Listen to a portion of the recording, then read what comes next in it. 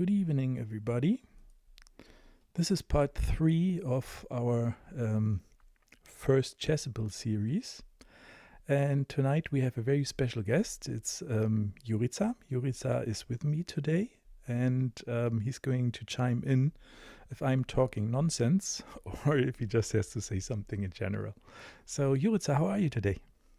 Hello, Jan. Hello, everybody. I'm very happy to be here with you today. Sorry, because I'm very happy to be a guest also, and I think you are doing amazing thing actually with this, as there are many chess players in the world. I mean, not chess players. There are many people in the world who just started to play chess or who don't even know maybe how to move pieces and all this, let's say, beginner stuff, and I think that's very useful for all those people, and even more advanced, but you will say it more. So yeah, Mhm. anyway, I'm very happy to be here, support you. And yeah, you did amazing job in first two videos, so yeah, I'll just be here for help and enjoy the evening basically, and of course talk with chat. We can say that straight away, I think, also because I see already some people on chat. Of course, any questions I will be here to answer. And yeah, you are having a main word now, and you can go on. Thank you. Okay, super nice. Then, yeah, today is strategy and tactics, and I believe it's going to be another 2 or 3 hour stream. But I don't know because I didn't take a look at the material beforehand, and yeah, we see. So again, for the people who are new to Chessable, Chessable is an online tool where you can basically go through courses and learn about chess. And yeah, that's basically it. And they have a very nice tool. It's called a Move Trainer, because in the books there are variations given, and you have to guess your own moves, what you think is best in that position. And if you are not right, um, the Move Trainer will give you the position again and again and again until you get it right. And if you knew it already and were able to move like in a second or so, then it will notice, the student got the hang of this position and we don't have to present it again soon. So it will come at a later point. So this is a very handy tool for memorization, of course, of positions, patterns, and so on. But it will just give you a fantastic learning experience. Right, that's about Chessable, and now we go to find our course that we are covering today. And it is a free course again. And here we have the free courses. I move up all the way, and there it is. Everything you need to know about chess by I am Danny Rensch. I click on it. And we start with the repetition from the first two parts. For that, I click on review on top. Yeah, but before I do this, I'd like to tell you what is this course about. Again, I cannot, what's the word in English? I cannot imagine that we have only people in the stream that had been watching part 1 and 2 already. So for the newcomers, what is this course about? As it says, it's everything you need to know about chess. It's a definite guide to start playing chess. From the first two parts, you will find links in the video description later on. I know if you have never seen a chessboard and if you've never known the pieces and you don't know what to do, this is the course for you probably, because it explains exactly what are the pieces, how do they move, what do you need to do, and here just in general the language of chess, identify pieces, squares and other elements of a chessboard, how to move them, how to play good moves in the opening. Yeah, we had Danny's top 10 tips. I hope I remember them for the review. Basic of tactics, that's what we are going to do today. Tactics are short-term ways to gain an advantage, such as capturing your opponent's pieces. Fundamental strategy will also be part of today, I guess. Yes. And yeah, we see. And Danny is chess.com's chief chess officer, also an international master. And from what I saw in part 1 and 2, he just does a fantastic job to explain the basics of chess. Yeah, what I'd like to see, of course, is where am I today in the course? Can I see it already? No, this will come later, because Chessable also has a gamification mode or feature. And whenever you are answering a question, like in this position, what is the best move, you get points. And then you can compare yourself to all the other students who are going through this course. And for me, it's always nice. I'd like gamification a lot. It motivates me. And later on, we'll take a look at it and see where I'm in comparison to the other students. Okay, with this being said, I start the review. And before I really start, it's I should have done this yesterday, but I didn't find the time. So if you don't do your reviews, they pile up. Yeah, so the more constant and consistent you are doing your reviews, it's better for your memorization, of course, and also for not having to do too much at the same time. Okay, so let's dive in. Review.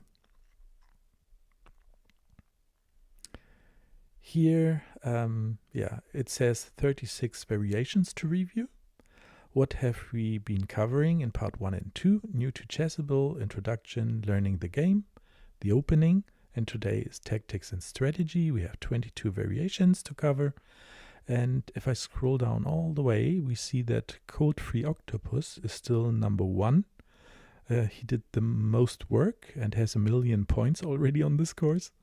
And I am in position 1613 with 9,000 points. Okay, and here we have the time planner. Now it's low, low, low, and in one day, very low, so you have an estimation of how much work you have to do for the review stuff. Okay, and the learning status, here you can see how many or how much percentage you already covered of the course, and we still have 47% left to learn in this course. Okay, so now starting the review. This is, of course, a very exciting part for me. And in part 1, I didn't set up the screen correctly and the first rank was missing. So I just check OBS here. That is the streaming software that I use to see if all is good. I can see everything. And so it's perfect. It's perfect, nice. Yeah. Alrighty. Okay, good. Thank you, Jurica. So we start. We are improving, right? Yes. Never do the same mistake twice. Hopefully the same as in chess. Okay, so here the first review I have to do is the dream opening. Now let's test your memory. Make the best developing moves possible in the same order you just saw on the previous variation. And the dream opening has no moves from the black side, I remember. So I start with e4. And this is, for the first time viewers, I do this pretty quick. I ask you to take a look in part 1 and part 2 where everything is explained. This really is just review. Yeah, okay. So this, then the knights before bishops. Now the bishops. And you see here below I get the experience points for giving the correct answers. And when I did that, I forgot, was it first castling or was it first the queen? It says bring in the queen to prepare the castle queen side. So it's the queen first and then the castling. Okay, and now it says completed, all was correct. Deep breath, I did the first review well. Then next variation, you see instead of 36, we now have 35 reviews. Early castling in the Ruy Lopez. Ruy Lopez is an opening and it's white to play. I think Ruy Lopez started with e4, correct? That was that, and now I'm kind of lost. I think it's the knight. Yes, that's also correct. And then I should develop the bishop and getting ready to castle. It says early castling. So I think it was to indirectly destabilize the center by attacking the knight. Yes, correct. And when I had this, I can castle right away, I think. And luckily, it was all correct. And it's so funny because when I talked to Juritz about this course, he asked, Jan, what did you learn? As you are an lead chess classical player with a rating of 1750.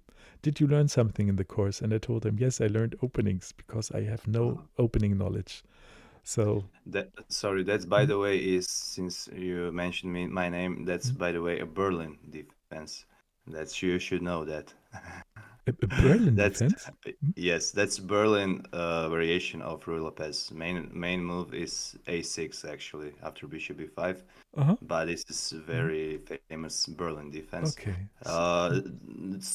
Quick story about this opening is very interesting. That opening is like a synonym for playing for a draw, and actually it became huge after very popular after the match Kasparov Kramnik, one of the most famous matches ever, where Kramnik used it successfully used it as a weapon to draw with black against Kasparov, which was of course very good.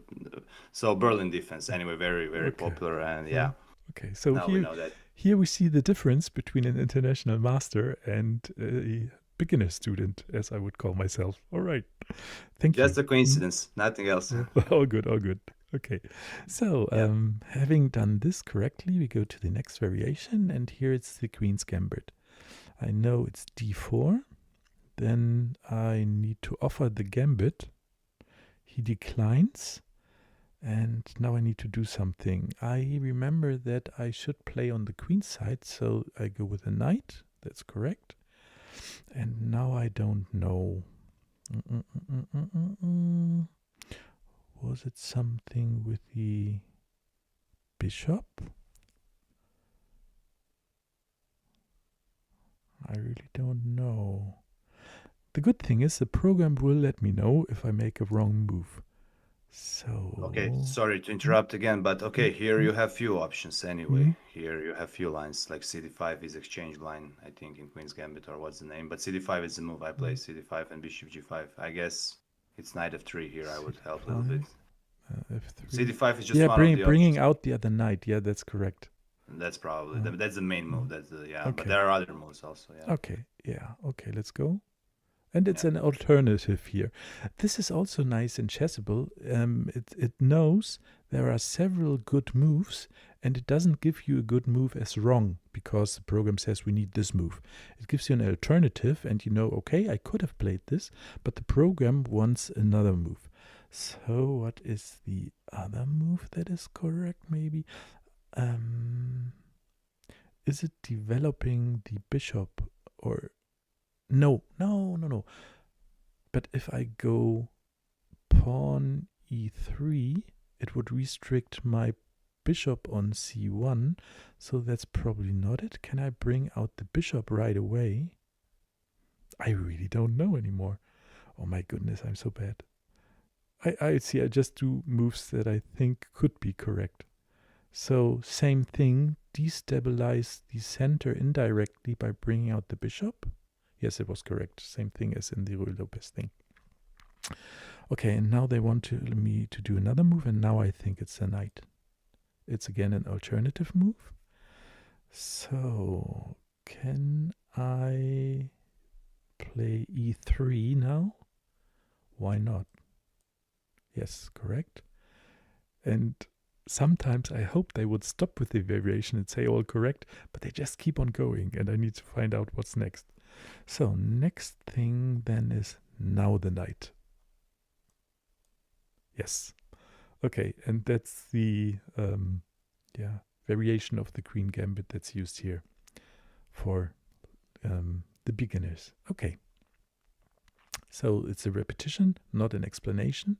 So we're good. And here it's now going to learn the ranks. And here I need to move the queen on the third rank to the other side. This is the third rank. We should move it all to the other side. Done. And these are all the ranks. 1, 2, 3. Yeah, no explanations. It's review. Sorry, but it would just take forever if I start explaining here again. So learning the board files, I know that these are the ranks, so these are the files. Also correct, wonderful.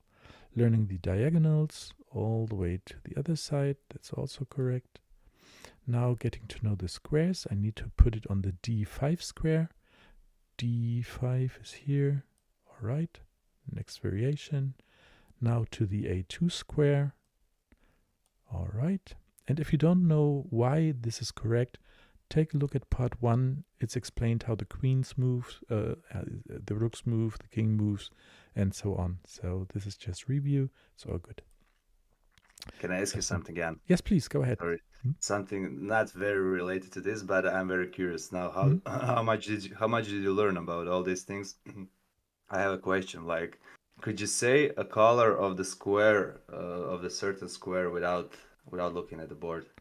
Not What do you yet, say? actually. Not yet. On lead chess, I do the square trainer, where Yeah. where they give a square name, and you have to click on the square. And Oh. I think I'm at 36, 37 in a minute.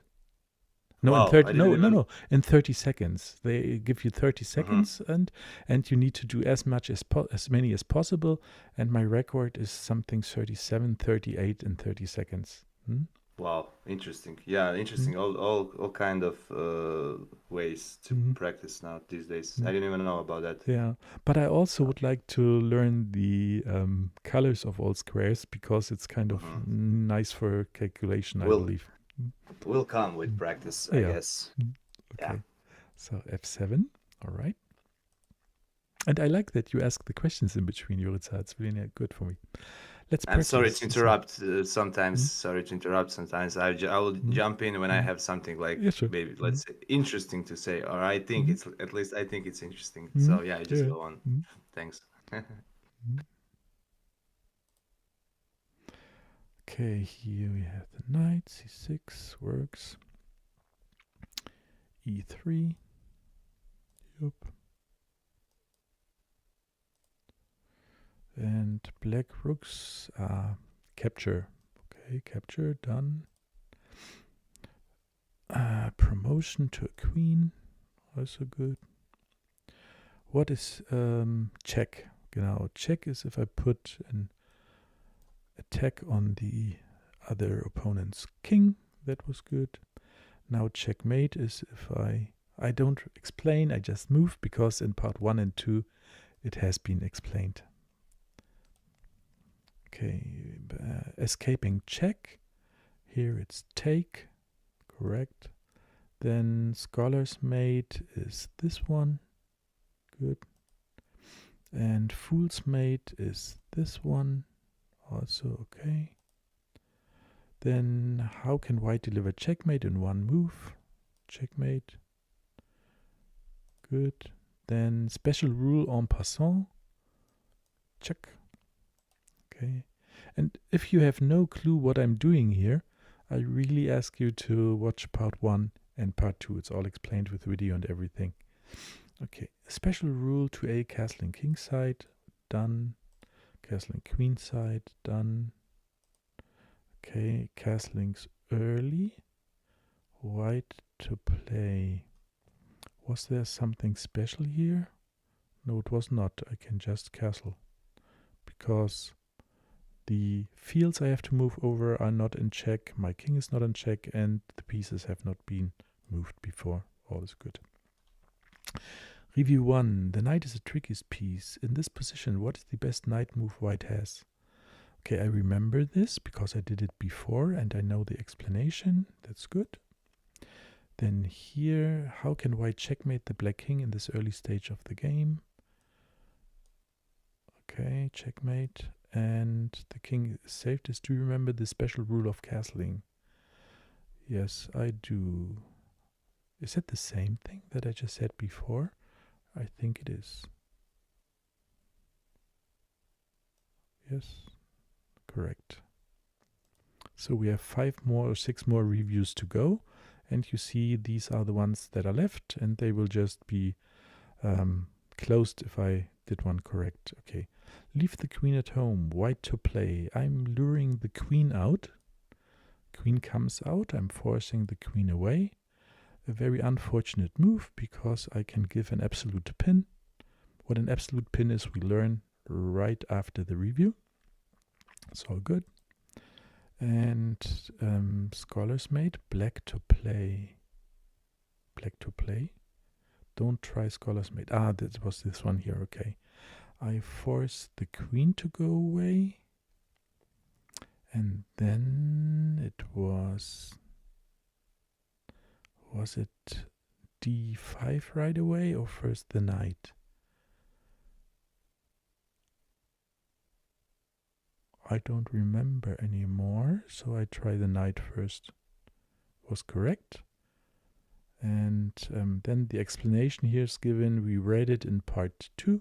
So just go to part 2. Sorry for repeating myself, but it's just what you should do here. Breaking principles when necessary. I shouldn't move a piece twice in the opening, but if I get an advantage from it, like taking the queen, then I am allowed to move the piece twice in the opening phase.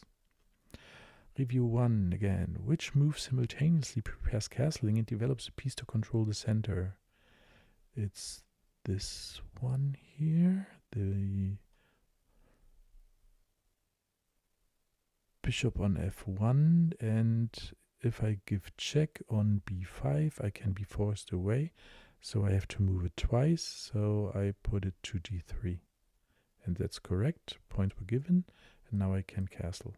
That's fine. Okay, 2 more. What is the best course of action here? It is to develop pieces and to attack the queen. And I do it with this knight, also good, and the review. Last one. Here I can just take the rook. And done, completed, exit. Nothing to review, and my next review of this course is due in 18 hours and 46 minutes. My first review was due in 2 hours. So as I answered everything correct here, it gave me the slowest circle of repetition. If I would have done an error, the review of that, position that I did wrong would have come up way sooner. Okay, so exit. And again, I'm curious. I was in place 1600. Now I have 12,000 points instead of 9,000, and it brought me up to place 1226. So I probably don't reach Cold Free Octopus, and I have no clue how often he repeated all this to get the 1,000,000 points. But maybe it's just about being first on the leaderboard. We don't know. Okay, then we can dive in. We go into tactics and strategy by learn. If you click on learn, it will give you the first position that you have to learn new, I think. Yes, it did. So here on the left, I don't know if you can see it because we have our photos put in here. Let me just quickly go to OBS to see if it's still there. No, but you can see the blue bar behind Yuritsa's head, or on the right of Yuritsa's head. That's where it says where we are in the course. Okay, so let's do it as always. Start reading. This is the book version, and once we are done with the book version, we are taking a look at the video by Danny to see if we got everything right, if there's additional information, and it's the first repetition. As you should know if you watched part 1 and 2, my favorite learning method is repetition, and that's basically watching the video is the first repetition of the material. Okay, so it's called Tactics Double Attack number 1. For our first tactic, let's examine the double attack, also called a fork. A double attack is when one piece attacks two enemy pieces at the same time. In this position, the rook can attack both the enemy bishop and knight because they are sitting on the same rank. Okay, this is the 7th rank. We have the king, bishop, and the knight, and it's my turn, and I should be able to bring up the white's rook to the 7th rank, f7, and it attacks automatically at the same time the knight on h7 and the bishop on e7. Okay, there it is. Here you see what I just said, and it's correct. Rook to f7 double attacks the bishop and knight, and black cannot save them both. This means on the next move, white can capture one of them.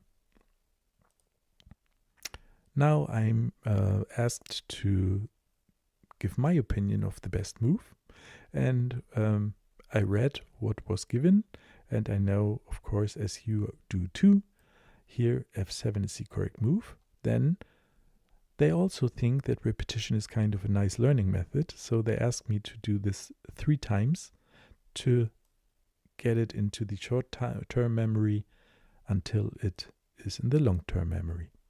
Okay. So this is done and it's completed, and we go to the next variation. Tactics double attack number 2. Here it's white move. Let me first check what we have in the position. Okay. And there are actually 2 different double attacks possible. One of them is knight to e7. Here, if I move over the e7 text, it highlights the square. My knight is able to go there, and then it double attacks the king and the queen, because the knight jumps in an L form, and here L would be 1 up, 2 to the left, or 1 up and 2 to the right, always giving an L in the different direction. Okay, got that. And a double attack involving the enemy king is particularly effective because it comes with check, meaning your opponent will need to spend a move escaping the check, and the other piece that you were forking is that, or attacking, is lost for sure then. Okay, so here we have it. Double attacking the king and queen is the best move in this position because we win the queen. However, the other double attack in this position is the move 1b4. I click on it. Let's see what it is bringing up. Here, the pawn jumped from b2 to b4. And as we learned, the pawn is only able to take one diagonal in front, or one diagonal square in front of us to the left or right. Okay, so that's also called a fork, double attack, which attacks both knights at the same time. Under normal circumstances, black would not be able to save them both. Alrighty. So that was double attack 1 and double attack 2. Let's take a look at the video. Let's see what Danny says about this. It was Yuri Averbach, great grandmaster, who once said that every tactic in some way is a double attack. What that means is you are attacking 2 things at one time, and by definition, facing your opponent with an unsolvable problem. Yeah, I was just moving in this position, so we start again from thing start. you need to know about chess video series, Tactics and Strategy Edition. In this video, we're going to learn not only what defines tactics and strategy, but some of the most basic and fundamental tactics you have to start spotting on the chessboard in order to win, or sometimes not lose, your chess games, as well as make sure we set the table for the critical strategies that ultimately guide everything from the most basic to the most advanced strategic thinking. Let's jump right in to our first type of tactic. It was Yuri Averbach, great grandmaster, who once said that every tactic in some way is a double attack. What that means is you are attacking 2 things at one time, and by definition, facing your opponent with an unsolvable problem. In this position, the rook has the ability to move up the board to the square f7, where it attacks both the knight and the bishop where they stand. This is a double attack. In this position, there is no way for black to defend both the bishop and the knight at the same time. White will go on to win material with this double attack and the game. Our next position shows another version of the same type of tactic, i.e. a double attack, but one that we often refer to in chess as a fork. In this position, white actually has two ways to fork the black pieces. The first one is knight to e7 check. This move attacks both the king and the queen. The knight is uniquely positioned to fork pieces, and if you look at the visuals of how that knight is attacking two pieces, it actually looks like we've created a fork in the road. Black would have to move the king because a king is more important than a queen, and white would win the queen with that fork or double attack on e7. The other example of a double attack or fork from this position is if the white pawn would move forward 2 squares to b4. Once again, we would see a pawn attacking 2 knights at one time. And once again, this double attack quite literally looks like the shape of a fork. Black would have to move one of the knights and ultimately lose the other to the pawn's double attack. Once again, any type of tactic that attacks 2 things at once is a double attack. But when a knight or a pawn do it, we often call it a fork. Our next tactic is what's called a... Okay, thank you, Danny. That was a good explanation of what we just covered. And we are able to go to the next tactic, absolute pin. Let's see what the book version says. First I have to play the move here again. So this is the fork. That was okay. Everything's nice. Alrighty. Yeah, this is all good. Okay. White to play. Forking again. And taking. Okay, do it again. Taking. And again. And now we should be good. Okay, so now we're at the tactics absolute pin. Let's move on to the next tactic, the pin. A pin occurs when a bishop, rook, or queen attacks an enemy piece, disabling it from moving because there's a better piece behind. Let's have a look at an example. Next. Okay, your move was bishop b5. What a move. With this move, there are actually 2 pins in the position. The white rook pins the black knight to the king. Here we have the rook, and it looks indirectly at the king. Only the black knight is in between. So we have a pin, and it's called an absolute pin. Always when the opponent's king is involved, or your own king is involved, it's an absolute pin. Or it's called an absolute pin. Okay, and the second one is the white bishop pins the black rook to the king. Same thing, it attacks, but there is one in between, and it's the black rook. Okay, so neither the black rook nor the black knight can legally move, because it's against the rules to put your own king in check. That's why this kind of pin is called an absolute pin, since the black pieces absolutely cannot move. If I would bring the knight away from e4, then the black king would automatically be in check. It's not allowed. Same thing with the black rook. I cannot move it away because then automatically my king would be in check. It's not allowed. Okay. White to play. I remember very well.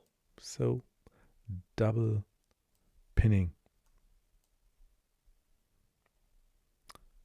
Okay, so we read all this already, so we're good with the absolute pin, and I believe we're going to the relative pin now. Yes, tactics relative pin. The second type of pin is called a relative pin.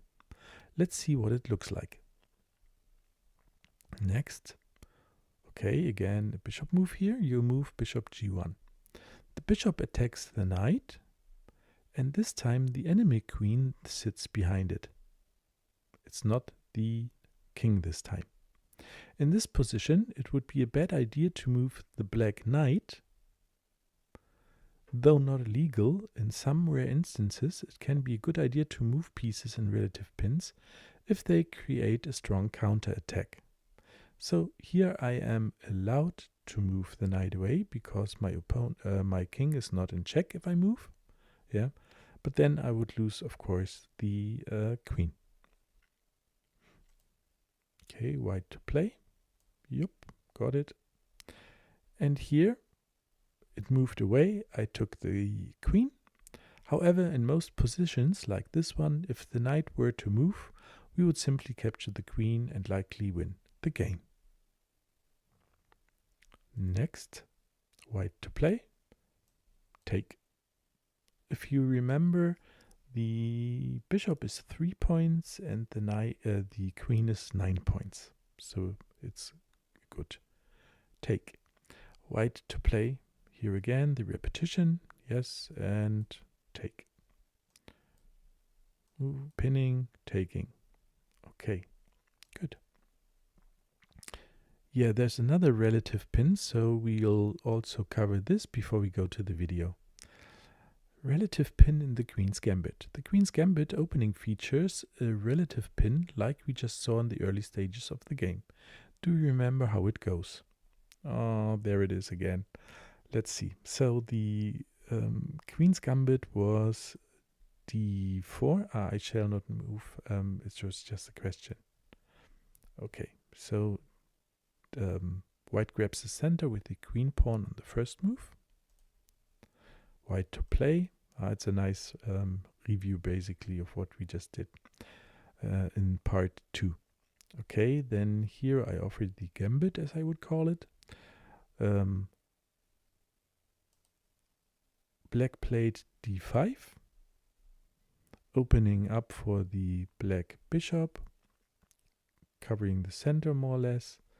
And my move now is c4. White puts pressure on black center by placing a second pawn in the center. White to play. And by doing these repetitions all the time, you really get the hang of why and of what and why. Okay, so what did black answer? Black defends their center by putting the pawn on e6. Then your move, knight c3. Check. White develops the queenside pieces, starting with the knights toward the center, again adding pressure to black's center. Next. Did I remember? Yes, I did. Okay, and first again the black move. Black develops a knight and defends the center simultaneously. Then my move, bishop g5, and here we see one of the main starting positions of the Queen's Gambit. The bishop comes out with a relative pin on the f6 knight. The green arrow shows or demonstrates what we had in the earlier position. If the knight moves, I can take the queen. It is called a relative pin and not an absolute because the f6 knight may legally move, though it would be a very bad idea since the bishop would capture the queen. The absolute pin would be if the king is on the square of the queen here, because then the knight cannot legally move, because you are not allowed to put your own king into check by moving a piece away. Okay, now that we understand both types of pins, let's move on to a different tactic. But first we are taking a look at the video. A pin. A pin is when a piece is attacked, but you are not allowed to move that piece because there's a better piece behind it. True to Yuri Averbach's words, every tactic in some way is a double attack. And in this position, white can play the move bishop to b5, which is a double attack, double pin, if you will, on both the knight to the king and the rook to the king. Moving the rook or the knight to any square would be illegal, because doing so would put your own king in check. These two pins are what's called absolute pins, because the pieces are absolutely not allowed to move. They are completely pinned or stuck right where they stand. And no matter what black would do next in a position like this, moving the king, White is ready to capture not just one, but two pieces and go on to win the game with that powerful double pin. Our next example of a pin is what's called a relative pin. In this position, the white bishop is attacking and pinning the black knight to the queen on d8. Moving the knight would be a bad idea because it would allow the black queen to be taken. However, it's important to understand the distinction between an absolute pin from the first example and a relative pin. In this case, while it is most certainly not a good idea to move the knight and lose your queen for the white bishop, it is possible, and so we must always be careful when it comes to relative pins that those don't turn into other types of tactics we're going to learn about later on in this video. Let's see a real-world example of how a relative pin can occur in a very common opening. After d4, d5, and c4, we are in a queen's gambit. I think you've heard of it. But after e6, knight c3, and knight to f6, white can play the move bishop to g5, pinning the knight to the queen on d8. As we saw in our Everything You Need to Know About Chess, the opening stage video, black often plays the move bishop to e7 precisely to unpin the knight on f6 from the queen on d8. But if you don't unpin that knight, this relative pin can become quite the problem for black later on in the game. Our next tactic is the opposite of a pin. Yes, it is called the skewer. Alrighty. That was, again, nice explanation by Danny and a good repetition, of course. I'm just taking a quick look and at another page. This is all fine. Alrighty. So Jenny Smith, I see you're on. So also hello from me. Yeah, and Juritsa just wrote pin it to win it. Yes, that's very often being said in the game when I watch Juritsa playing. And it really becomes quite infectious because I also say it myself if I pin an opponent in one of my games. So thank you, Juritsa, for that, of course. Okay, back to the course here. And yeah, next and on to the skewer. Here I was first. I first need to finish the tactic of the relative pin. Sorry for that. So I try to move this real fast now. Funny. Okay, this one, got it.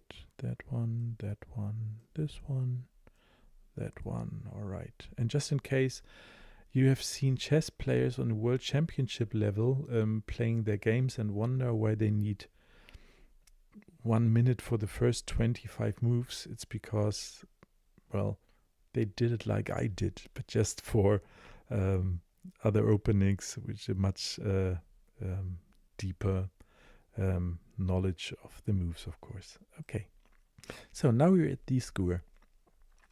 A skewer is in some ways the opposite of a pin. A pin features a weaker piece sitting in front of and shielding a more powerful piece behind it. A skewer sees a more powerful piece attacked and forced to retreat, revealing an attack on another vulnerable piece behind it on the same rank, file, or diagonal. Let's see an example.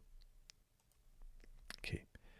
In this position, whoever turns it is again, in this position, whoever's turn it is to move will win the game due to a skewer. Fortunately for white, it's their turn, and rook to e1 wins the enemy rook by attacking the king, forcing it to move out of the way. If it moves out of the way, I can easily capture the rook. Okay, white to play. Repetition again. And here now you see the black king had to move and I was able to take. With the skewer tactic, or here first read what is being written. The black's move was the black king sidesteps the attack, leaving the hapless rook on e8 to be captured behind it. I'm natively German and I've never heard the word hapless. I hope that's pronounced correctly. And learned a new word. Okay, so your move 2, rook takes e8. With the skewer tactic, white has won the rook and will win the game. Notice if it were black to move in the original position, that's the original position, Rook g8 would do exactly the same. Rook g8 check would skewer the white king to the rook behind it on g1, winning the white rook in the same way after 2 king h4, and now we can take the white rook on g1. Next, here again I have to repeat the moves so I remember better. Got it, and white to play, check, the king has to move away, and now I have free way to take the black rook. And final third time. All right. So you can say basically you can say that skewer is kind of the opposite of the pin when you think about those. When I think about those two, like pin is like fixing the piece. Basically, with skewer, it's opposite. The first piece has to move, and then you take the other piece. So I think that's also kind of interesting. All right. Thank you. Alrighty. So now we have, or sounds exciting, a deadly rook skewer. Here's an example of a skewer occurring from a more realistic position. Here we can notice the queen and rook are lined up on the same file. The queen and the rook are lined up on the same file. The file is this. This is a rank. Okay, so we have the rook on e8 and the queen on e4. The queen and the rook are lined up on the same file. Prime conditions for a rook skewer. Look at this. My move, or white's move, rook e1. The rook attacks the queen and also the rook behind her. Although the queen is more valuable than the rook, in this case, moving the queen would allow a checkmate, ending the game. Why is it checkmate? Here I attack the queen. If black doesn't like to lose the queen, then it has to get out of the way. If it gets out of the way, it cannot defend the rook. I'll take the rook and attack the black king. It's a check. And now we have to check 3 ways to get black out of the misery. One is take the attacker. There would be no way to take the white rook on e8, so that's not the way. Then can I put a piece in between? There's no piece I can take put on f8, and the king cannot move out of the way of the attack, and so it's a checkmate. Okay. What happens if queen takes e1? Then I have the bishop, which can take the queen. Okay, that would at least keep the game going, but if we do a count, I lost my rook. The rook is worth 5 points, and black lost the queen, which is worth 9 points. So that would be good for white. But let's see what happens if black chooses to save her highness. Oh, is there a way? Let's see. White to play. That was the variation we just went through with the 5 points for losing the rook. And okay, so what do I need to do? I need to give a deadly rook skewer. Okay, here the queen moved away by going to g6, and then, as I explained earlier, we have the checkmate by rook takes rook on e8, checkmate. The right rook can now capture its counterpart on e8 with checkmate. The king has nowhere to run because it is stuck on the back rank behind its own pawns. That's why this is called a back rank checkmate. Nice. Okay. So I believe this time I click on next and we take a look at the moves for the repetition before we go to the tactic skewer here. Okay, next. Yes, repetition is being asked for. Checkmate. White to play. Skewing and checkmate. Again and checkmate. Okay, nice. We take a look at the video before we go to the next course here. not course, but chapter in the chapter. What's it? Under chapter. I don't know what it's in English, but here we go. Skewer. When pinning a piece, it is the weaker of the two pieces that stands in front, shielding the more powerful piece behind it as long as it stays pinned where it stands. When it comes to a skewer, it is the opposite. The more powerful piece is in front and must move and get out of the way, allowing the hanging or free piece behind it to be captured. In this position, whoever is on turn has a winning skewer tactic.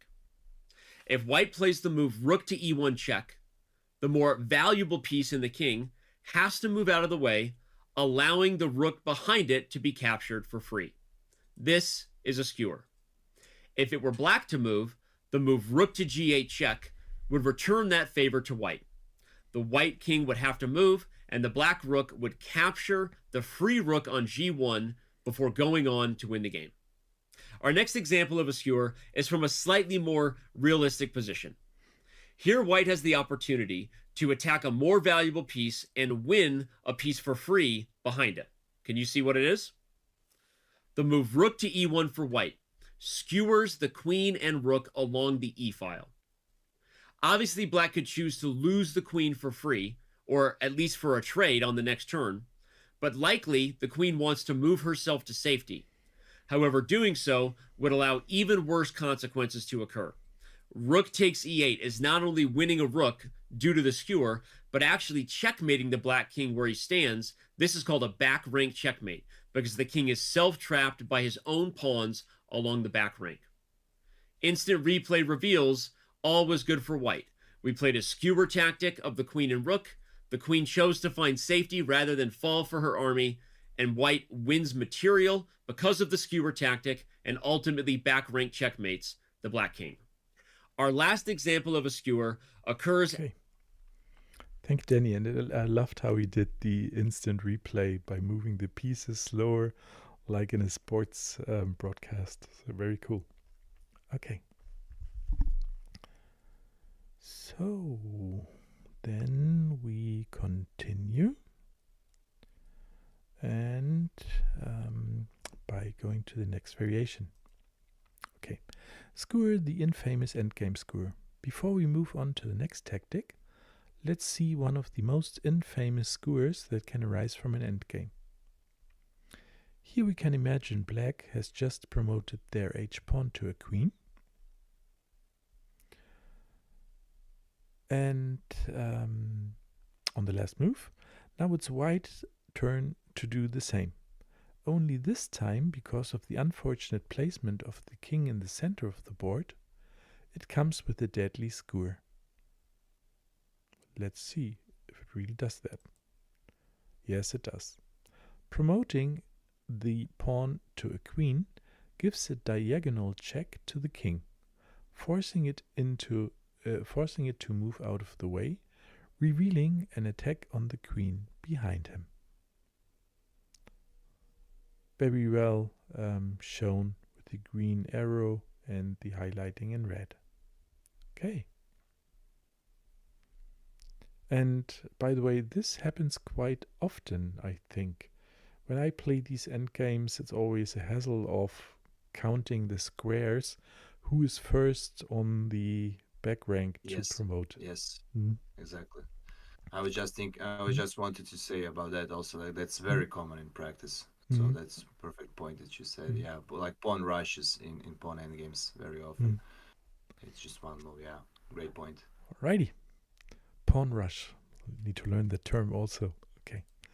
So here I repeat the moves, and it is promoting and giving the skewer. Okay, done. Moves out of the way and takes. My move, take, and for a third time, promoting, out of the way, and taking.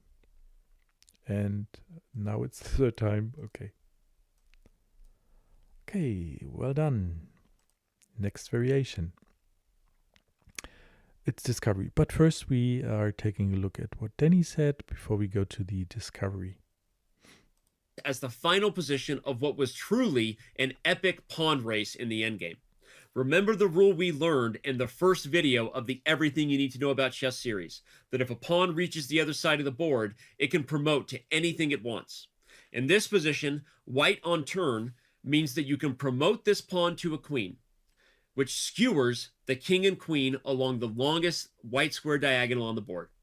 The black king will have to move to safety, and white will capture the queen where she stands on h1 after the king moves. Once again, a8 equals queen with check. The king finds safety, and white captures the queen for free after moving along the longest diagonal of the board. This is one of the most famous or infamous skewers possible in chess. Our next tactic... Great. We covered 36% of the chapter, Tactics and Strategy. So let's move on. Next. Okay, here, discovery. My move was, it was a text before. I think I moved too early. I'm sorry for that. So again, discovery. Can I go back here? I think I can. Let's take a look. I just click on that and play this again. And then it should give me the start again of the other one. Yes, it does. So, tactics discovery. It's now time to learn my favorite tactic, the discovery or discovered attack. And this is so funny because it's Danny's favorite tactic. And I think 2 weeks ago, 1 week ago, Jurica and I just uploaded a video from his Bundesliga tourney games. And it all happened in one tourney. It's 1 hour 40. And he plays, of course, several games. But I think we had 5, 6, 7 discovered attacks. And we put that into a compilation because it's such a nice tactic. And it worked very well for him. Okay. So, a discovery occurs when one piece moves out of the way of another piece behind it, unleashing an attack from behind. As with all tactics, discoveries are most powerful when they involve a check on the king. Let's see what it looks like. Here we see the rook on the same file as the enemy king. Yup. And what happens if the bishop were moved out of the way? Next. Okay.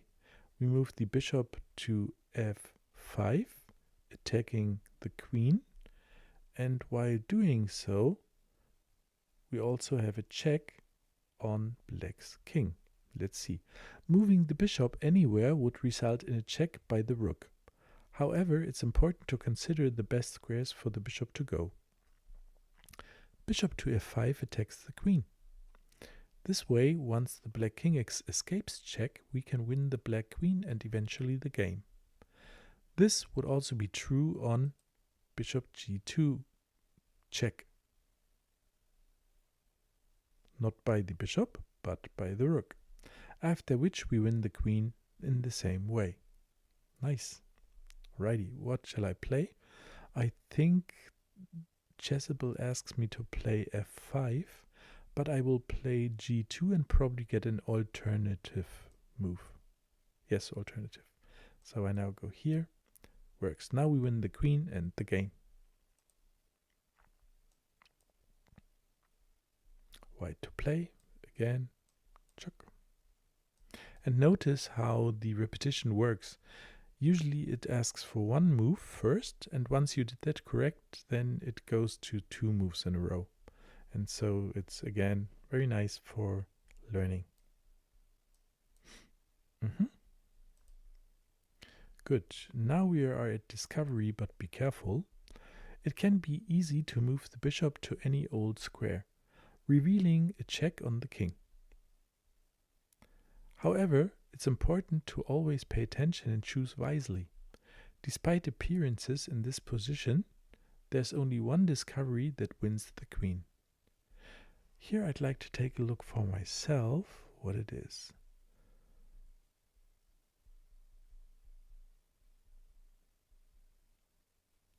It's only one, so it must be an attacking move to the queen. If I attack on f2, it's check by the rook. And what can be the response by black?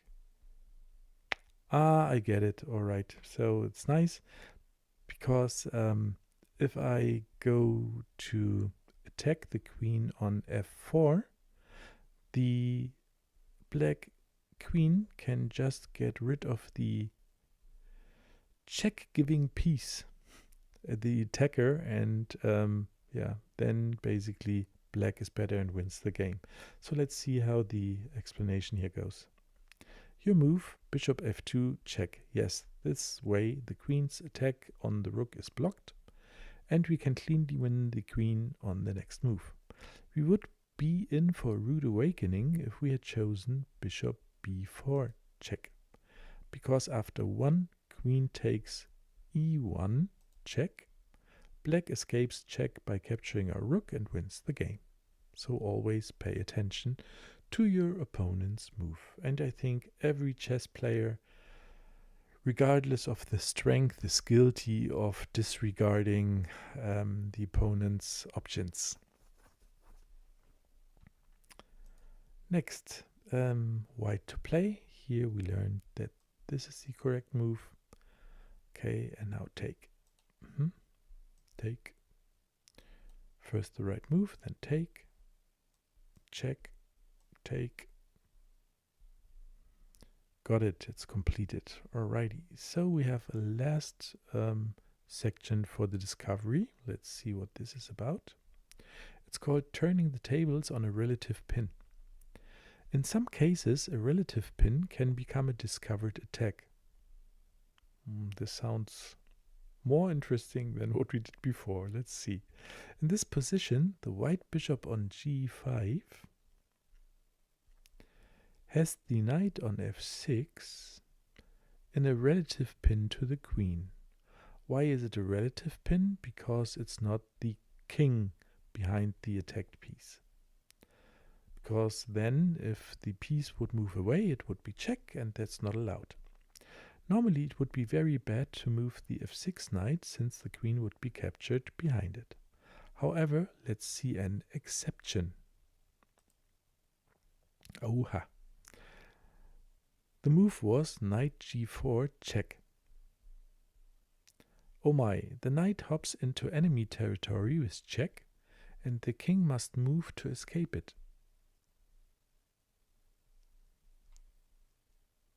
Next, I give the check. White moved king g1 to get out of the check, and now we have queen takes g5, the earlier attacker. This gives us time to capture the bishop, which was previously pinning our knight. Black has escaped the pin and emerged with a big advantage. Remember to watch out for cases of relative pins turning into discovered attacks. Nice. Moves away, we can take. Black to play.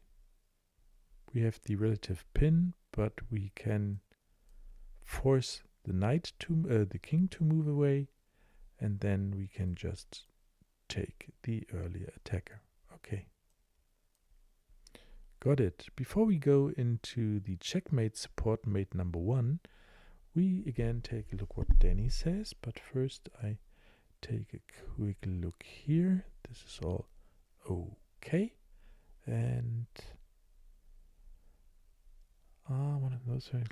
Nice. Alrighty. So Jurica put a link into the chat for viewers who want to know more. So yeah, just check out the Twitch chat. I just remembered that game, as Red is probably one of my favorite classical players. But this is also like very, very famous, one of the most famous classical games. Queen d8, brilliant queen sacrifice, following by checkmate in few moves. Okay. So yeah, I make sure to check that out later on, of course. Yeah, after the stream. yeah, sure. All right. Oh, and by the way, I saw that Jenny Smith followed us on Twitch. So, Jenny, if you're still in the chat, thank you a lot for following. Always welcome. Oh, Thank you. I didn't notice. Sorry. Yeah, thanks for me also. Yeah, no worries. Okay. So let's continue with the video by Danny. Is one of my favorite tactics. It's called a discovery or a discovered attack. With a discovery, you actually unleash an attack, not with the piece you moved, but with the piece that was hiding ready for action behind it. Here, white has the move bishop to f5 check. You might say the bishop isn't attacking the king, but not so fast. The white rook has big eyes on the prize. As much as black would love to capture this bishop, you see quite clearly the chess.com server reminds black that that would be an illegal move. The black king has to find safety, and white will then capture the queen for free on h3. The other option to do the same thing was bishop to g2 check. Once again, the queen would love to capture that seemingly free piece, but you have to deal with king safety first and always. The king finds safety, and white wins the queen due to the discovered attack that was unleashed by moving the bishop, but delivered by the rook waiting behind it. One danger of discovered attacks is that they're so powerful they can sometimes distract us from the right move to play. In this position, white has two versions of a discovered attack, but only one is good. Can you see which one is which? The move bishop to f4 check looks super good, similar to our last position. But here, the black queen can capture the piece that's delivering the discovered check, and it is black who goes on to win the game. However, the correct discovery, bishop to f2, shields the rook from the queen's gaze. Black once again has to deal with the check delivered to his king, and as the king finds safety, the queen is captured where she stands on g3. Discovered attacks are powerful, but be careful because tricks can go both ways. Before we move on from the discovered attack, do you remember that relative pin warning I gave you? The bishop on g5 looks good. It's pinning the knight on f6 to the queen, and most of the time this knight would never dream of moving if it meant that the queen would be lost behind it. However, in this position, the relative pin can become a discovered attack when the knight moves to g4 with check. This knight attacks a more powerful piece than the black queen, and it unleashes the discovery of the queen to take the bishop. After white finds safety, black regains material and continues with a great attack and ultimately a winning position. So the lesson and reminder, and a great idea, is to start to see all of our tactics working together, is that a relative pin is not as concrete as an absolute pin, and a relative pin can potentially become a discovered attack, just like we see it did for black in this position here. To complement the basic tactical patterns we learned. Okay. So this was interesting because the board was turned. Yeah, so this is also interesting for beginner players and also more advanced players. So it's the same position on the board, but just from a different perspective. First, we had the position out of the black player's position, and then we, in Danny's video, had it from the perspective of the white pieces. So it's the same, but still different, and we need to get used to it, of course. So, what do they want? Checkmate support mate 1. Now that we've covered 4 of the basic tactical patterns, double attack, pin, skewer, and discovery, let's learn some of the most basic checkmate patterns. Let's start with an example of support mate. Support mate occurs when one piece needs the help of another friendly piece to deliver the checkmate. The move is queen b7 checkmate. In this case, the white king supports his queen in delivering checkmate on b7. Without the help of the king, the black king would simply capture the white queen, and there would be no checkmate. Okay.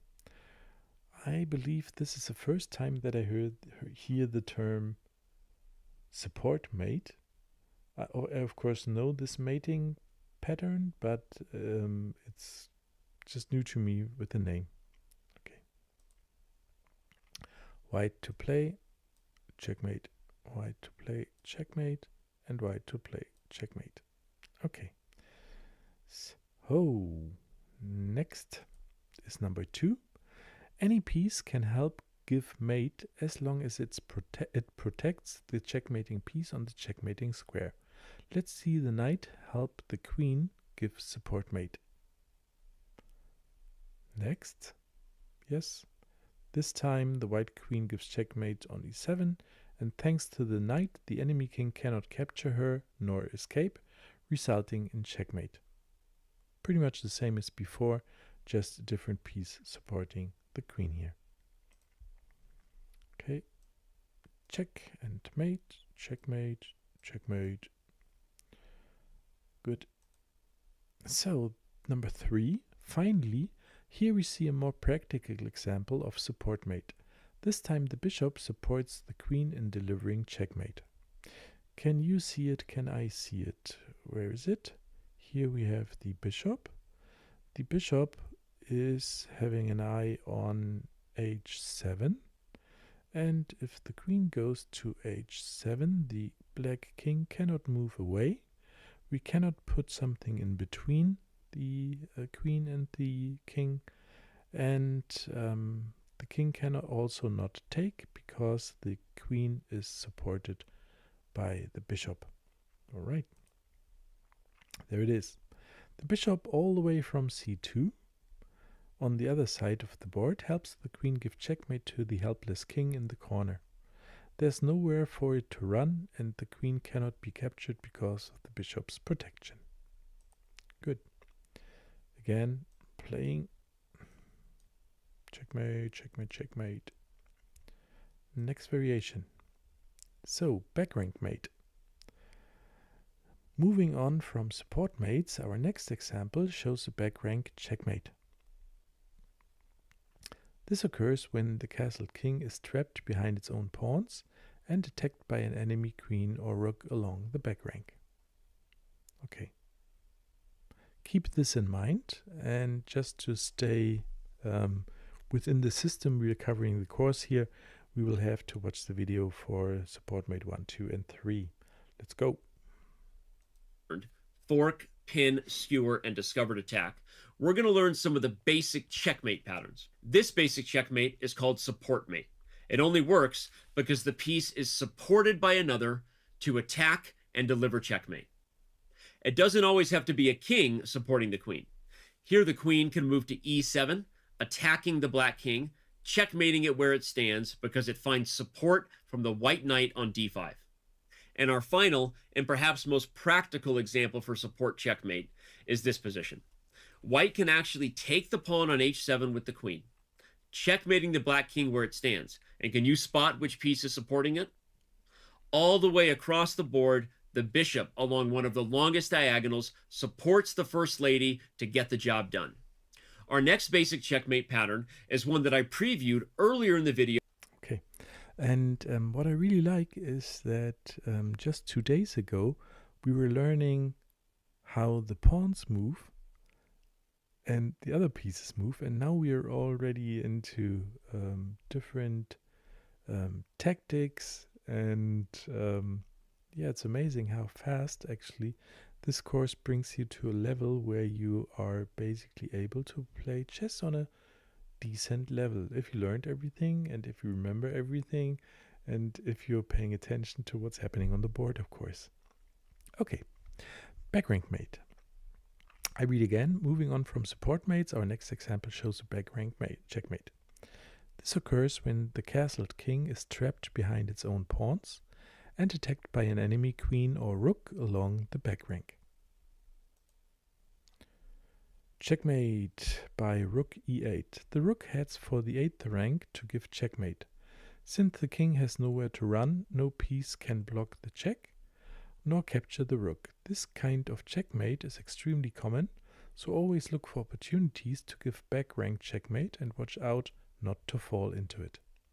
And I have to admit, I believe also every chess player knows this feeling. You feel stupid if you oversaw something.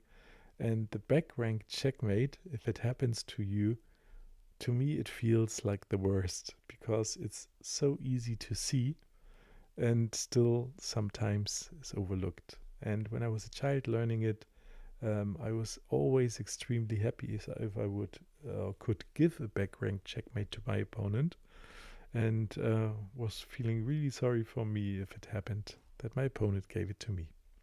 Okay. Back rank, white to play. Here again we move the rook, checkmate, checkmate, and next variation. Oh, here we can first read again. The rook heads for the 8th rank to give checkmate, since the king has nowhere to run. No piece can block the check nor capture the rook. Okay, so we got that already, and it should be safely into your memory because it's, well, I have to admit, quite easy. Okay. Next variation, back rank with a queen sacrifice. So this seems to be more difficult.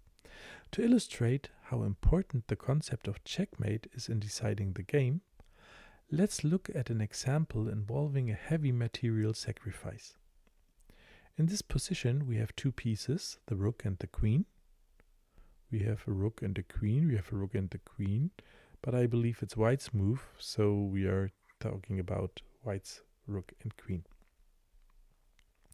In this position we have two pieces, the rook and queen, attacking the back rank. And black only has one defender, the a8 rook. Okay, what happens?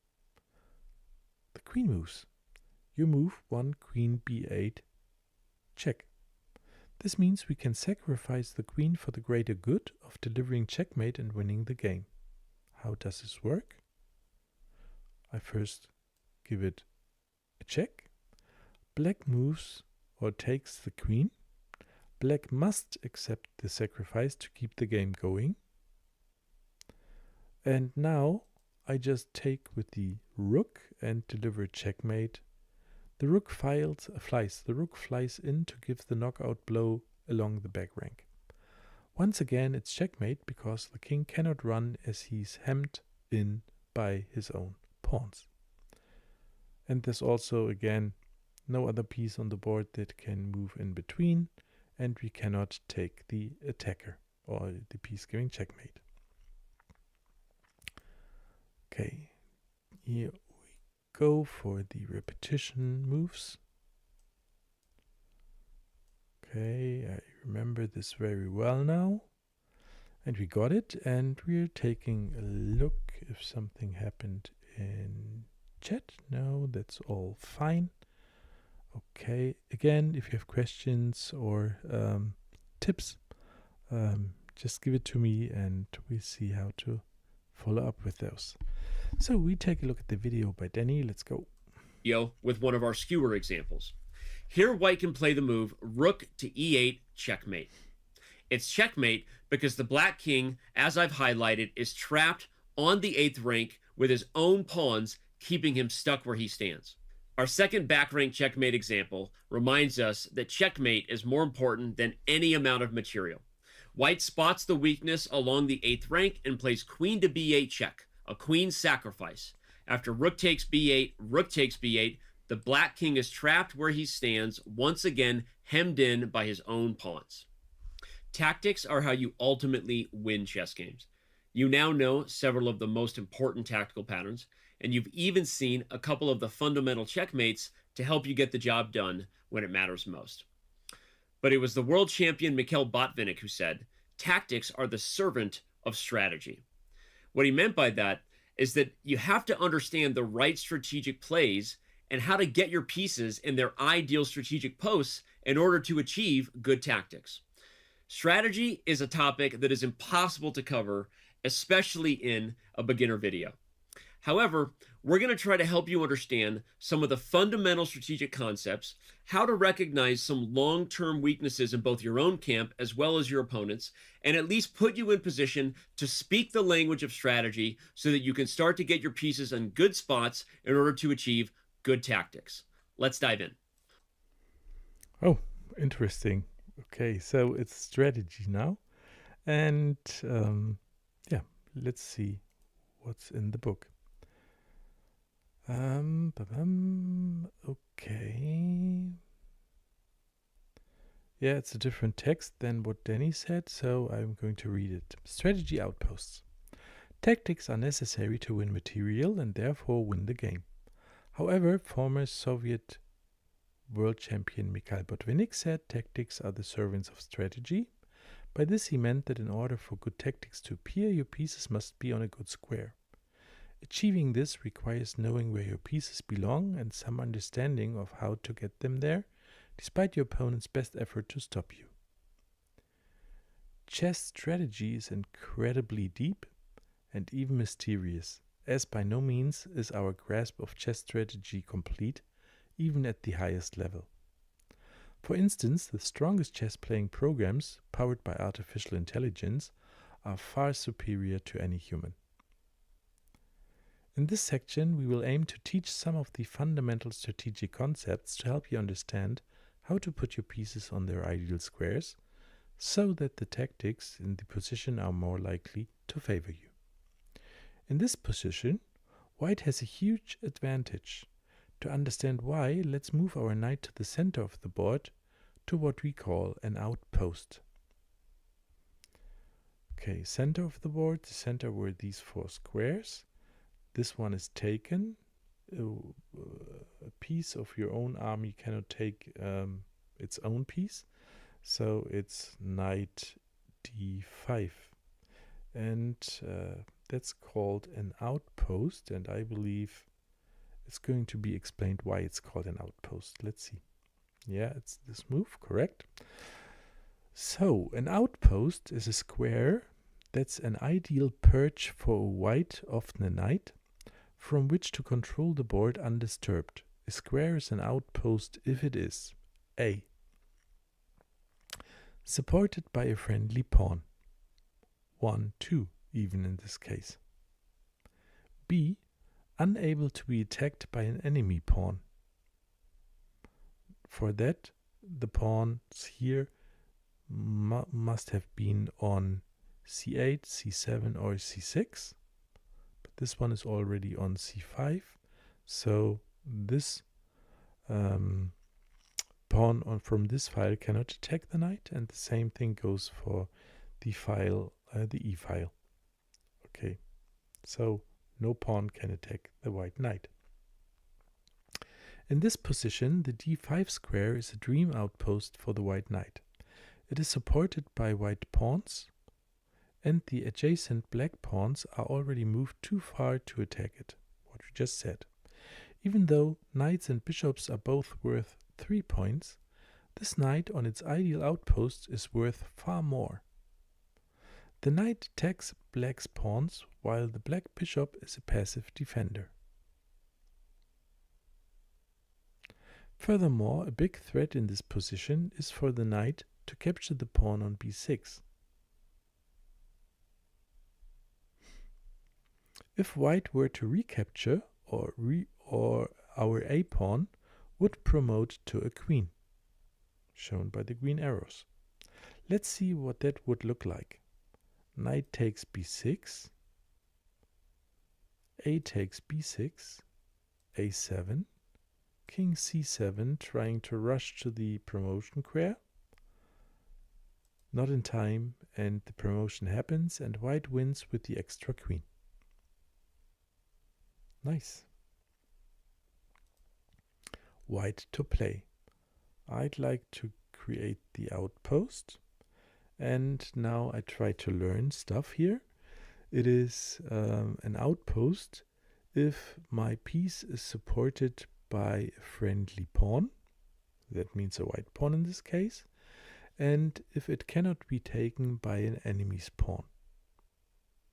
And believe it or not, I didn't know that. I knew what an outpost is. I see it on the board and I know it, but I didn't know the rules when it really becomes an outpost. So this was new to me, with the friendly pawn supporting and an enemy pawn cannot take it. You see, I tried to do repetition for myself. And yeah, that's good to know. So, white. One of the first most important strategic wrong button. Sorry. Here, first doing the moves. Okay, so when I create the outpost, then black moved bishop d8. Black is forced to defend against this threat, adding protection to b6 by the bishop, of course. Okay, so my move now is king c7. Did I say c? It's g. It's king g7. The white's king is an active attacker in the endgame. Together with the knight, the f-pawn will fall. It's a double attack. And black's position collapses, all thanks to the superior knight on its outpost. Just do a count. I have 2 attacks on the pawn and only 1 defender. Okay, and the black king cannot come to help because on e6 it's not allowed to put yourself into check, because that would be checked by the pawn on f5, and he cannot go to e7 because then that square is covered by the white knight, so it would put himself also into check and is not allowed. So we have 2 pieces attacking the pawn with only 1 defender. White to play. Let's go. Okay. And I wonder that g6 would do the same. So g6 is probably fine, and it should give me an alternative. Let's see if it's an alternative on error. It gives me an incorrect. Here I would like to see if Ulitza is still in the call. So I really don't see the difference between king g7 and king g6. Both. Yeah, there is no difference. Yeah. Okay. Thank you for confirming. The thing with the king is, by the way, if we talk about that, the king is very flexible in the endgames, and it's different. For example, if king goes from one side to the other, like in real life, if you go only straight, it should be like shorter than to go like around, right? But in chess it's actually different, and that's very important. I mean, that's because of the squares. So king can get from, for example, from h8 to a8, so other side, going to like g7, f6, e5, anyway, going around. So it's the same way going around, even reaching the center of the board. Is the same way like going straightly, like from h8, going to the rank, through the rank, basically 8th rank. So going straight is the same way. That's unbelievable, basically. Yeah, I mean, true. In real life should be much longer. So that's that logic. So basically, king g6, king g7 is about the same here, as the target is f6 anyway, and he cannot defend it. Okay, thank you for confirming. No bother. Alrighty, so we see what's in the book here. Tactics are necessary to win material and therefore win the game. However, that's the same text. It's all good. We just did all that and we are good with this position, and we learned a lot about strategy and outposts here. And I'd like to see what Danny says.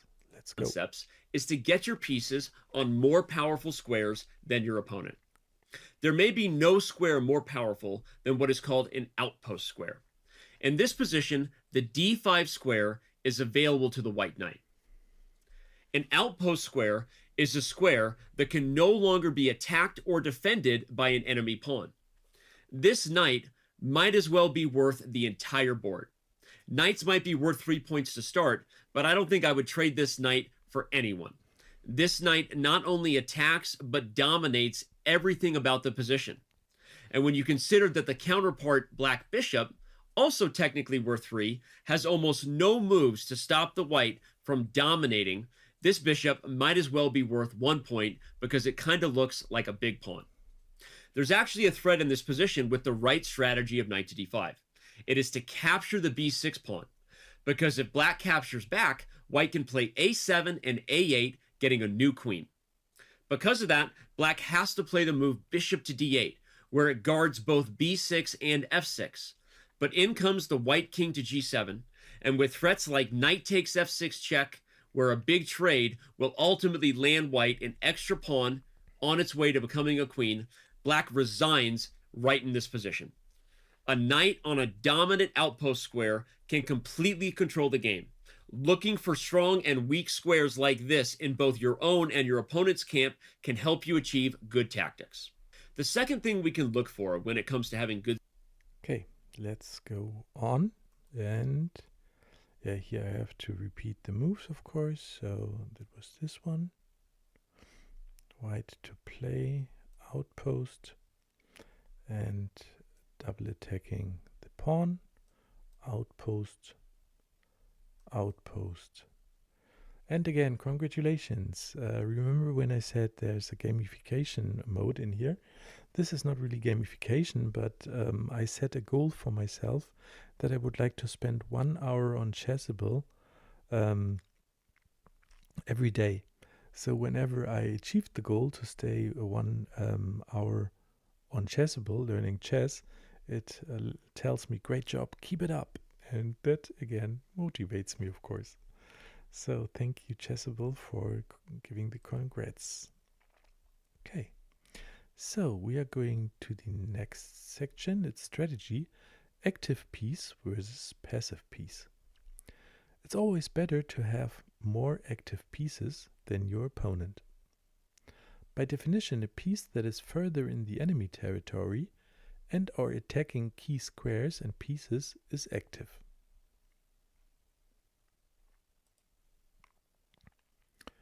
Rook d7 was played. An open file is a file unobstructed by pawns. Let's check. We have the d file. There is no pawn on it, so we have an open file. Rooks love open files because without pawns in the way, their scope of movement is increased.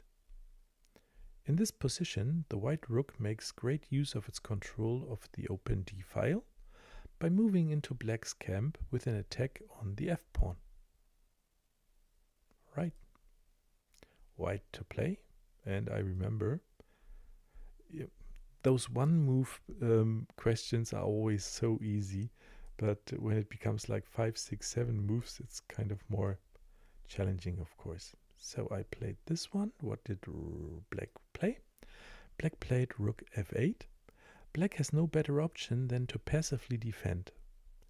Now, if you compare the two rooks, you can see the white rook is active while the black rook is passive. This always favors the active side, who has more flexibility to pursue his or her ideas in the position. Yeah, like black has really no choice than letting the rook stay on f8 to defend the pawn, and here white's rook is way more active, being on the open file. It's nice. Okay, so next move is king d4, and we see by the arrows given, yeah, we have 2 pawns here that might be attacked. White proceeds with the simple plan of invading the black camp with the king and take the weak pawns. White to play, king d4. Now the king comes in. Black desperately attacks the rook. Yeah, we try to do everything we can. So in a blitz game, perfectly nice, but if you saw in a classical game against a strong opponent, you basically just give up, because that's what you do. And it also has something to do with respect. Okay, then your move is rook a7. The rook, unbothered, slides across the 7th rank to safety and with a dominating position. It has the attack on still f7, so the rook still has to stay there. We have an attack on a5. The king can advance further in, doesn't look good for black. White to play, it was a7, and now we have to do the whole sequence. Yep. Attacking the pawn. bringing in the king for the attack and attacking further with this one. Okay, so that is all good, and now we can again take a look at the video. Strategy is to make sure that we have more options than our opponent. White's last move was to bring the rook from d1 to d7, attacking the f7 pawn. Black's rook, who stood on h8, had no choice but to play passive defense by moving to f8. Here, White completely controls the board. Why? Because White controls the only open lines. By owning the d file, White can do anything that he or she wants. The king can run from d4 to c5, ultimately perhaps into b6 and winning these pawns. The pawn on e6 could push, getting closer to becoming a queen. And if Black is to do anything to try to get rid of the rook, moving it is as easy as sliding over and then sliding away from the king's attacks. Completely controlling the 7th rank means that the black king is stuck where the white king is free to roam and ultimately dominate the game. Looking for opportunities to have equal positions but better mobility is a key part to strategy. And open files for your rooks are a nice way to do that.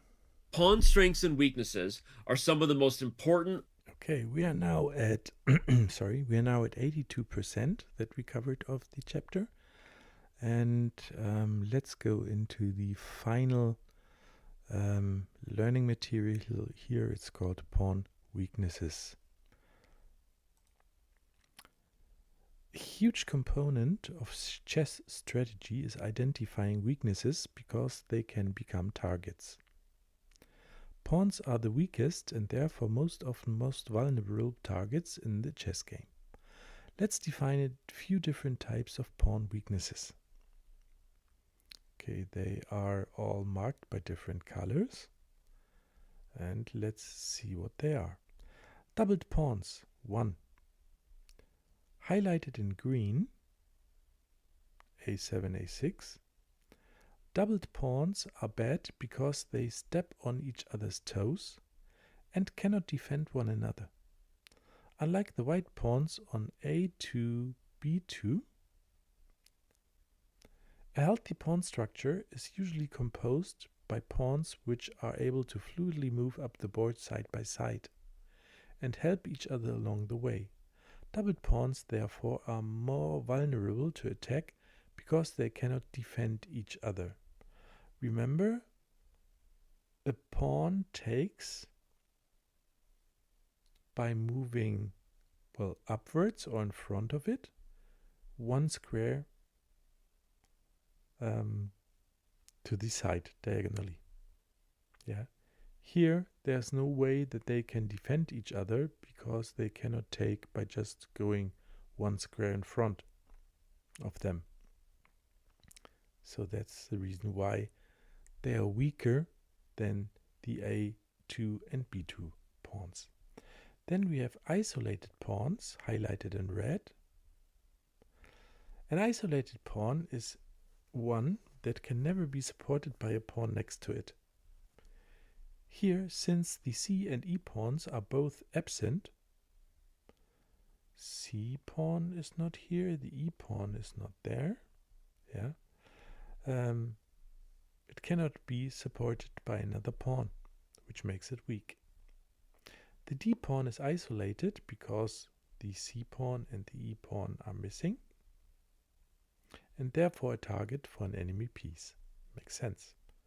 Same goes to the g pawn, yeah, because the f pawn and the h pawn are not there, it cannot be defended by one of the pawns. Okay, so then we have 3 backward pawns in yellow, highlighted in yellow. Backward pawns are similar to isolated pawns in that for the moment they are unable to be defended by an adjacent pawn. There are no pawns behind them here, so they are called backward pawns. Moving them forward would allow them to be captured. I move this one forward to h6. I could take with the pawn on g5.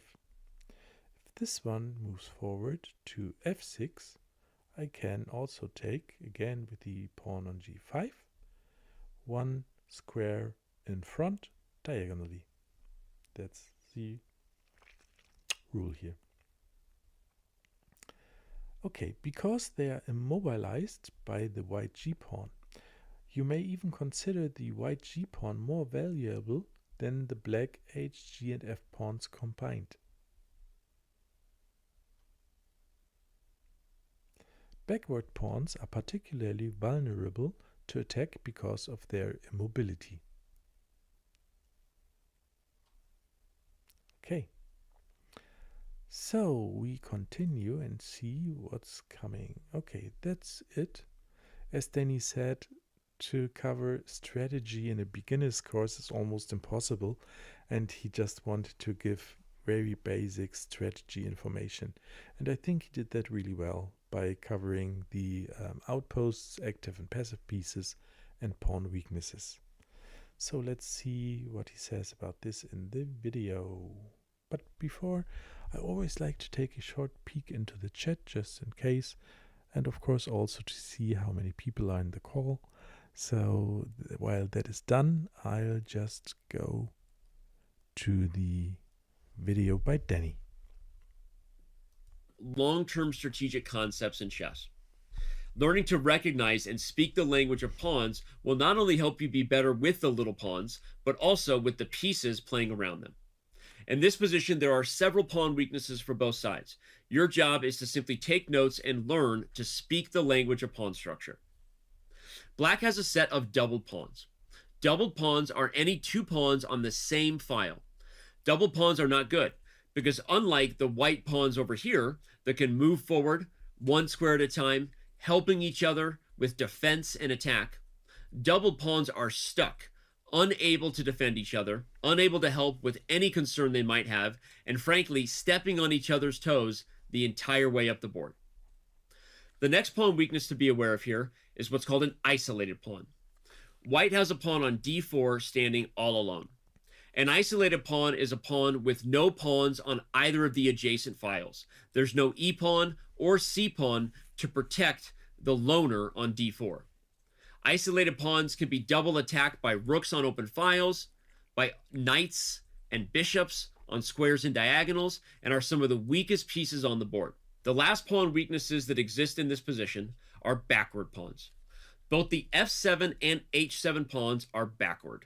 What that means is that they are stuck where they stand, as moving forward would allow them to be captured.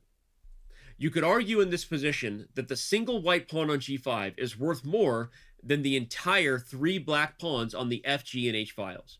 Why is that? The g5 pawn is further advanced than the black counterpart on g6, therefore closer to becoming a queen. If the f pawn advances one square, it gets captured, and if it advances twice, it gets captured via en passant. Same for the h pawn. Advancing once fails to regular capture, advancing twice fails to en passant capture.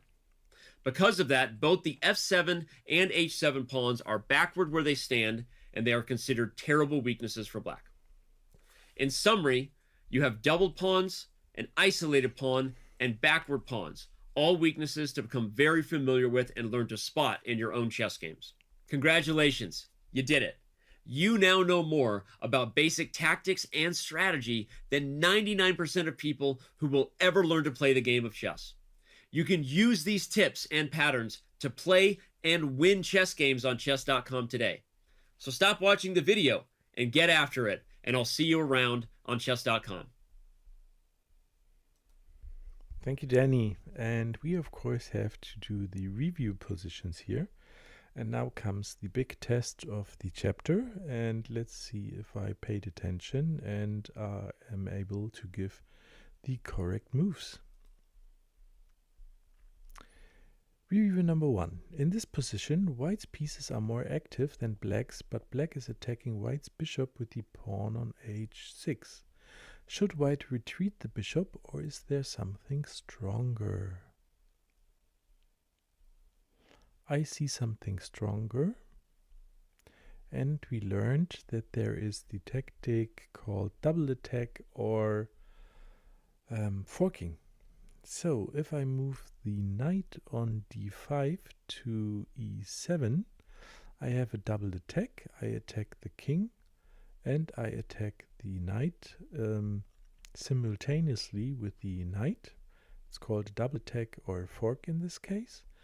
And if a check is involved in the fork, it's especially powerful because the knight has to move away. And yeah, that leaves the queen pretty helpless. So my move here would be knight to e7. White to play, I play knight to e7, and the king had to move away. And now it's my move again, and I take the queen for 9 points. I will lose the 3 points from the knight. It's a very nice exchange. This is also why they say always checks first. Yes, true. Right? Yeah, right. Captures are second. Bishop f6 would be maybe like first intention here, like first idea, but checks first always on the list. Yeah, excellent. And Jurica, it's so nice that you're saying this because I know this, but I tend to forget. And here I forgot, of course, too. Yeah. So here the reason would be, how should I think? And first, look for checks. If there is no check, then you go for takes. And if there is no take, then you go for tactics, threats. I believe. Yeah, threats, attacks. Okay. To attack something, okay. let's say. Yeah. Yeah, that's it, basically, those three. Okay, so again, for repetition, it's checks, it's takes, it's threats. That's what you should be looking for if it's your move. Yeah. Okay, thank you for jumping in. And now I take the queen, and I'm happy that I stole the queen, more or less. Okay, so let's read what's been given here. Knight e7, great choice. It may have been tempting to go for one bishop f6, because bishop f6 is here taking the knight, to give black doubled pawns, because he had to retake, and then we had a pawn on f7 and f6, what we just learned. It's doubled pawn, it's weak. And but second world chess champion Emanuel Lasker said, when you see a good move, look for a better one. Which brings us to a mistake that also, again, I believe we all do. It's just playing too fast. Yeah, so play slow and take a look at everything that's possible on the board. So here we have a deadly double attack with a knight, also called a fork.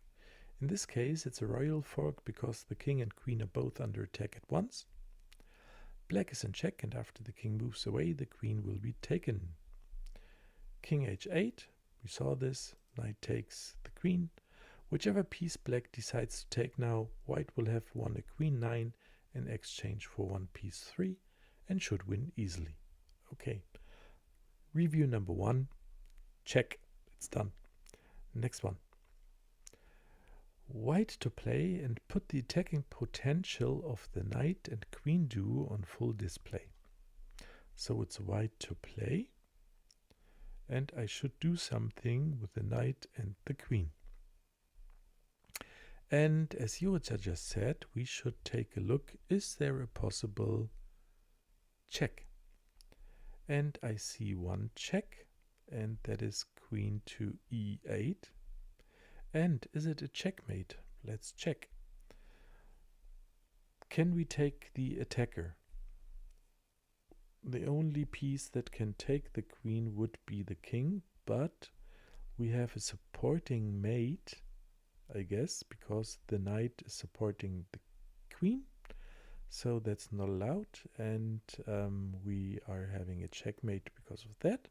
Then is there another reason? Can we put something in between? No, they're on adjacent squares, nothing to be put in between. And the last one is, can I move the king out of the way, out of the check? And the only square he can move to is g8, which would still be an attack, still check, so it's checkmate. And this one also, okay, so that's good. Do I have another one? I basically don't have to calculate that because this already gives me the solution or the checkmate, and there's no higher goal than the checkmate. so I don't have to calculate what happens if I put the queen on h8, but we can do this for fun. Also a check. What happens now? We can take the attacking piece. No, we cannot take the queen as black. Can we move out of the way? Yes. We can go king e7, and then can we put something in between? Yes, we could put the queen to d8, but that would be a really bad move, because then I can just take the black queen on d8 with the white queen, and then we have checkmate again. Yep, that's the solution. Let's go. Yep, queen e8, checkmate. Excellent. The queen slides up, and with the help of the active knight on d6, gives checkmate to the black king. This is an example of a support mate, because the queen without the knight would simply be taken by the enemy king, but here the king has no escape. Okay, so last one, number 3. Chess strategy is so complex that even moves that appear insignificant on the surface can have an incredible impact on the course of the game. Which unassuming move both activates one of white's pieces and shuts down one of black's? Here I have to understand the question. Okay, what shall I do? I have a white move, and it should activate one of my pieces and shut down one of black's. Okay, let's now take a look at the board. It should activate one of my pieces and shut down. Oh, okay, the first thing that comes to mind is c5.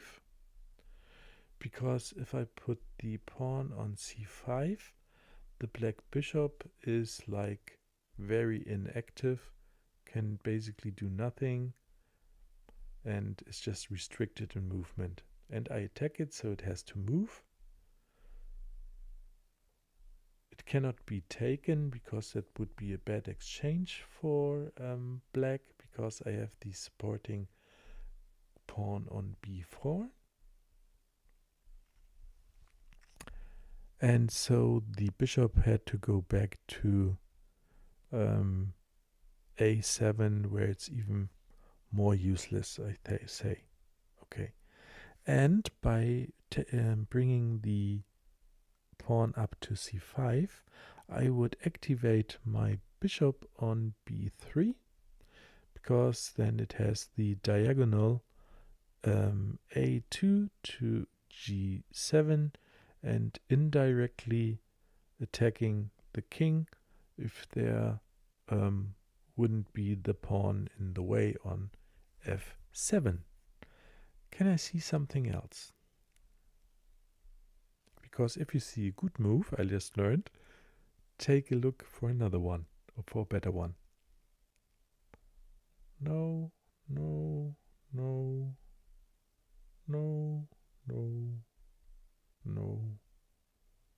I don't see it, so I move c5. And it was correct. Congratulations. Hard work pays off. You finished learning the chapter. Love it. Alrighty. It's very nice. I think this was That's a clap. Yeah. That was just me clapping. Yeah, that would be great. Well done. Well done. Okay. So, Yusa, I don't know about you, as we are not only learning with the course, but also reviewing it. For me, when I say it's a beginner course, I would say it's an advanced beginner course. Yeah, because the first 2 chapters with learning the basic moves, and then what was the second chapter? Actually, I already forgot. Let me take a look at it. It was the opening, yeah, with the basic information, learning the game, and then the openings. I think it could have closed already, but it gives us a real nice bonus, because it really goes a little deeper with tactics and strategy. And I feel it's really nice to have that. I don't know if I would be overwhelmed as a beginner, because I remember when I learned chess, would I have been able to do all this? Now what we just... Well, I guess you can have your pace, right? Also, Mm-hmm. like doing this. I think in general it's great. Yeah, it's amazing. Like, okay, Danny Rensch is also like international master, and yeah, he made it like very very simple, especially with strategy. I mean, there are many things, and he started with, let's say, most basic things and very clear to understand also for a start. And yeah, like tactics also same thing, like pins, discovered attacks, double attacks. That's all like very very common, basically in every game. We use it always for many years. And yeah, this is just basically great introduction. So yeah, you can say like this is third time now. It's like third part is, let's say, for people who already know how to play. Now it's learning how to play, basically, right? I mean, Yeah, true. not how just how to make how pieces are going, moving, and the rules, but now it's actually you're starting to learn middle game, which I think is a good way to start. Also, okay, just opening just a little bit, just scratch, because openings are a different theme anyway. I think you should start with these things first, Mm-hmm. tactics and strategy. And yeah, I think they did amazing job. And yeah, you also do an amazing job, and you can just continue if you ask me. Yeah. For tonight, I probably say it's a wrap. Yeah, because the next chapter is also quite long. Yeah, with the All right. end game. And Mhm. I believe for part 4, we will cover the end game and bringing it all together in one stream. Yeah, All right. but for tonight, it's, I think, a wrap. And I'd like to take a look where I am now in the gamification mode. So, how do I do this? I think I need to click on the course again. Yes, and then scroll down. There it is. Cold Free Octopus didn't play. It's still the same number, and I'm already at 927th place with now Hmm. 16,000 points. All right, very nice. Then, yeah, I had fun doing this, and I actually learned something. It was the outpost this time. I learned the rule how to identify an outpost. Again, when I see one, I think I know it is one, but I didn't know why. Yeah, it was with Yeah. the, and again, learning is my best way, or repetition is my best way, so I try to repeat it again. An outpost is when the piece is supported by pawns, by one Yes. pawn is enough, Yeah. and if it cannot be taken by opponent's pawns.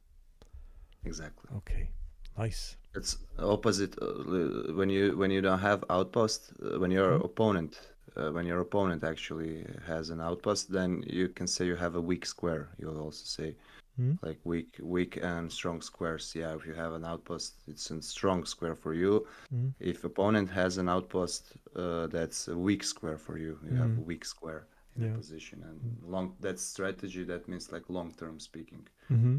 Usually, that's also.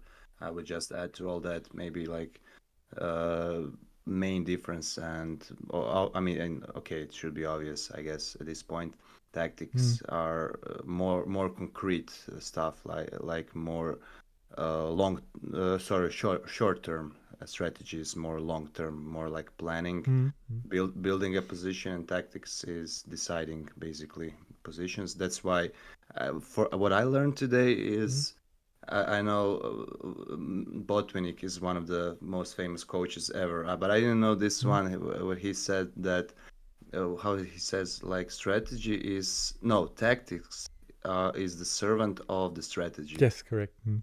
I Yeah. really Mm. like this one. I will Mm. remember this Mm. one for some time, and that's actually the perfect description. Mm. Yeah, because you need to build the position, kind of, and then yeah, it's like in some kind of historical battle, let's say, or whatever, like that.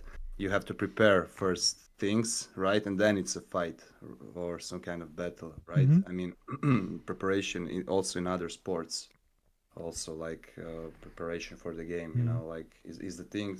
You can say in a way the strategy is that like building a situation, Mm. creating a situation, and then tactics like decisive. That's why they say tactics is more important. But in reality we play much more strategical moves in a game, Mm-hmm. in a chess game.